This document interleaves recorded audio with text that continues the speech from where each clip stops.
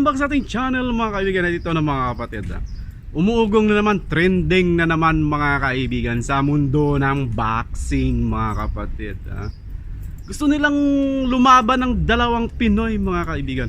Of course, ang pinakasikat, pinakamaangas, pinakamatapang, pinakamalakas, Cuadro Alas, na hanggang ngayon wala pa ring laban. At versus mga kaibigan, Jonas the One Punch Gumapang Sultan mga kaibigan. So binubuo nila or gusto nilang buuhin ang laban na to mga kaibigan. Gusto nilang maganap ang labanan ng dalawang ito. Rematch na to mga kaibigan kasi dati naglaban na sila mga kapatid. So ano sa palagay nyo? Kakagatin kaya ito ng mga fans?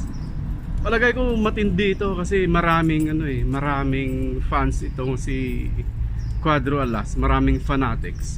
Siyempre marami ding fans itong si Jonas Sultan, no? So maganda to pag matuloy. Magandang laban ito. Professional, di ba? Maganda to mga kaibigan. Abangan natin to mga kapatid. Sana matuloy ang laban na to.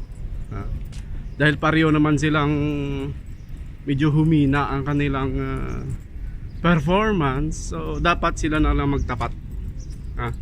Huwag muna nilang pangarapin yung may mga title belt kasi ano yun, parang niluloko lang nila mga sarili nila, di ba? Huwag na nilang ipilit ang kanilang mga sarili kung hindi naman sila nararapat mga kaibigan. Isang malaking kahibangan, di ba?